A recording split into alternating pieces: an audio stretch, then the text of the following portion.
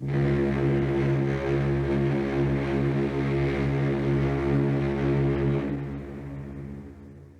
embarque pour une croisière de 7 jours sur le fleuve et le golfe du Saint-Laurent. Embarquer à bord du Bella des Gagnés, c'est avant tout faire un voyage d'apprentissage et de découverte d'un littoral méconnu, la Basse-Côte-Nord. Le Bella des Gagnés n'est pas un navire conventionnel car il a été conçu et aménagé spécialement pour la desserte maritime de l'île d'Anticosti et de la Basse-Côte-Nord. Celui-ci fait le trajet aller-retour de Rimouski à Blanc-Sablon sur une période de 7 jours. Sa mission principale est de transporter biens et marchandises par voie maritime pour répondre aux besoins des communautés, tout en permettant aux personnes, passagers et touristes, de vivre une expérience de découverte et d'apprentissage en cargo mix dans un espace grandeur nature.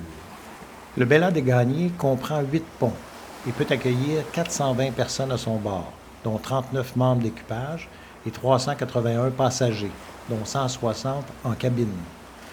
Le Bella des Gagnés navigue à une vitesse de 12,5 nœuds. Il bénéficie d'éléments structuraux qui permettent d'atténuer les bruits et les vibrations, en plus de stabilisateurs qui améliorent le confort des passagers lorsqu'ils naviguent dans des conditions de mer houleuses.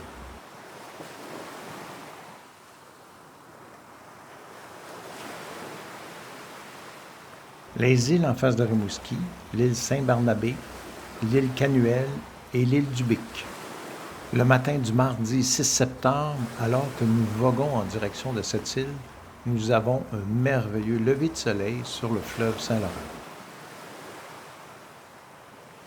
La ville de cette île se trouve juste au-dessus du 50e parallèle, sur le littoral nord du golfe du Saint-Laurent, approximativement à 230 km à l'est de Bécomo. La ville compte près de 26 000 habitants. Historiquement, Jacques Cartier est le premier à mentionner cette île. En 1535, il décrit dans son livre de bord la baie et ses îles qu'il nomme « îles rondes ». Cette île a connu une croissance économique significative dans les années 50 grâce à l'essor de l'industrie minière à Shefferville et à Labrador City. Au matin du 7 septembre, nous sommes à Havre-Saint-Pierre. Havre-Saint-Pierre est en face de l'archipel des îles Mingan. En 2014, la population était de 3 552 habitants. Cette communauté a vu jour en 1857 lorsque 6 familles de pêcheurs venus des îles de la Madeleine ont quitté leur coin de pays. Ils étaient environ 30 personnes à bord lorsqu'ils sont venus s'établir à la pointe aux Esquimaux. Le 7 septembre, vers l'heure du midi, nous arrivons à Natashquan, village natal de Gilles Vigneault, qui a donné ses lettres de noblesse à ce village de près de 300 habitants. Voici sa maison. Natashquan provient du mot Innu, Eimun Natashquan, qui a pour signification « là où l'on chasse l'ours ». C'est en 1996 qu'on inaugure la route 138, reliant Natashquan à Havre-Saint-Pierre et, ce faisant, au reste du Québec. La route 138 remplace de plus en plus le port de Natashquan pour le ravitaillement du village en produits de toutes sortes. Cette route favorise la vocation touristique de Natashquan et de sa région, mais, par le fait même, elle favorise aussi l'exode de ses habitants. Ces maisonnettes portent le nom de galets. Ces bâtiments servaient d'entrepôt pour les agrès de pêche, de lieux de salage et de séchage de la morue, ainsi que de hangars de conservation de l'huile de loup-marin. Le site des Galets a été classé bien culturel en 2006 en raison de sa valeur patrimoniale. La chanson « Le Galet », composée et écrite par Gilles Vigneault, rappelle d'ailleurs l'importance de ce lieu. Nous quittons Natashquan à regret, car ce village recèle de beaux paysages, de joie de vivre et d'une fierté hors du commun. Le nom de Kegaska désigne, dans la langue Innu, un raccourci et un passage facile à marée haute entre la terre ferme et les îles. La plupart des familles d'aujourd'hui descendent de familles d'expression anglaise venues d'Anticosti à la fin du 19e siècle. Nous nous dirigeons vers Harrington Harbour. Harrington Harbour est un village hors norme d'environ 260 habitants. Le village est devenu célèbre à la sortie du film La Grande Séduction, pour lequel il est le principal lieu de tournage. Ce petit port de pêche isolé se trouve sur l'île Harrington, à environ 3 km de la côte. La végétation y est composée de lichens, de mousses et de petits arbustes. La localité est fondée le 13 octobre 1871 par des pêcheurs protestants terre-neuviens. Ils utilisent ce port comme camp de base. L'économie du village, depuis sa fondation, dépend des produits de la mer. La pêche et la transformation du crabe est la principale industrie d'Harrington Harbour. Dans le village, il n'y a pas de rue, pas de voiture. Il n'y a que des trottoirs de bois où les gens se déplacent en VTT. Nous avons eu une visite guidée, mais la température était très mauvaise. Pluie, vent très violent.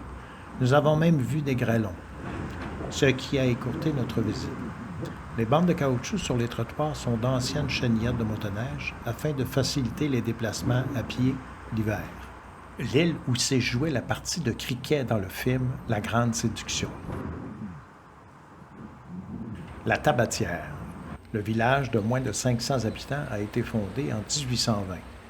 Le nom du village ne vient pas du mot tabatière, mais plutôt du mot de la langue inoue tabakan, qui a été francisé et qui signifie sorcier. Les Inuits, qui commerçaient avec les colons de la tabatière, consultaient habituellement un sorcier voyant avant de partir en expédition de chasse. L'usine de transformation du poisson de la tabatière est la plus importante de la côte. On y traite le crabe, le péton et la crevette.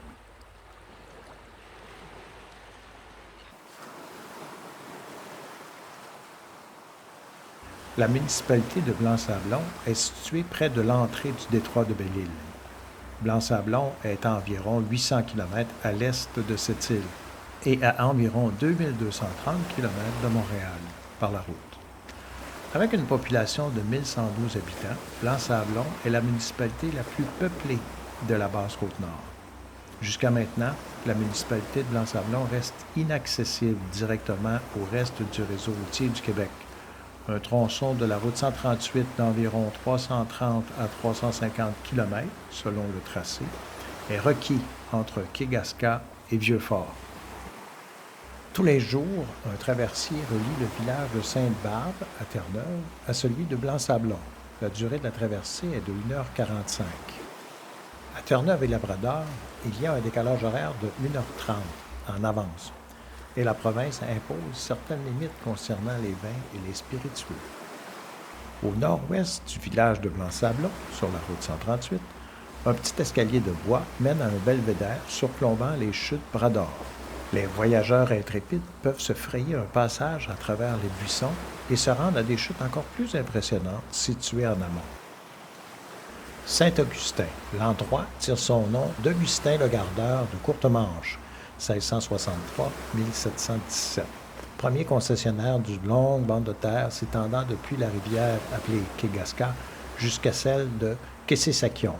À l'ouest de la municipalité se trouve la communauté Innu de Pakwashipi. En 2011, sur une population de 470 habitants, Saint-Augustin comptait 2 de francophones et 98 d'anglophones. Magnifique coucher de soleil près du village de Kegaska.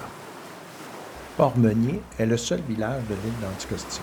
Ce village portuaire fut construit à la fin du 19e siècle par le chocolatier français Henri Meunier. La majorité de la population insulaire y habite. Celle-ci double l'été avec la venue des travailleurs saisonniers et des touristes. Comme vous le constatez, la température lors de notre passage était exécrable. Entre l'île d'Anticosti et cette île, nous avons eu droit à des vagues importantes, de 15 à 20 pieds. Le capitaine a même fermé le pont 8, car la houle était trop importante. Pour notre dernière journée en mer, le 12 septembre, en direction de Rimouski, nous avons eu droit à un très beau lever de soleil. C'est la fin d'une merveilleuse semaine de découverte et d'aventure. Je ne peux que vous encourager à faire cette croisière. J'espère que vous avez aimé cette capsule photo-voyage et n'hésitez pas à me faire vos commentaires.